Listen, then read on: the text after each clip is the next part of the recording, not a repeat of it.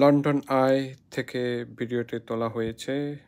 British flag দেখতে পাচ্ছেন Thames রিভারের একটি স্পিডবোটে, এবং এই লন্ডন আইটি ওপেন হয়েছিল 2000-এ মার্চে।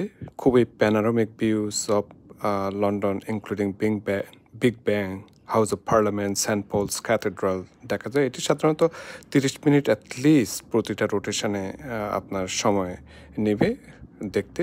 এখানে অনেক মুভিস হয়েছে, Harry Potter and order of the Phoenix, Fantastic Four, Spiderman, far from home, Wimbledon, Doctor Who ইত্যাদি ইত্যাদি।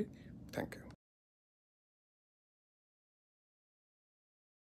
প্রিন্স চার্লস এবং প্রিন্স হ্যারি লন্ডন আইতে উঠেছিলেন অক্টোবর 2016-এ world mental health day mark করার জন্য। এছাড়া পৃথিবীর অনেক গণ্যমান্য লোক এখানে লন্ডনে আসলে এটা প্রদর্শন করে থাকেন।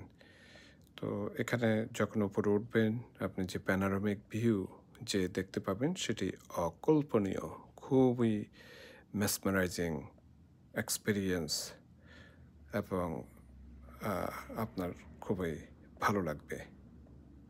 আজকে এই পর্যন্ত। আল্লাহ হাফেজ।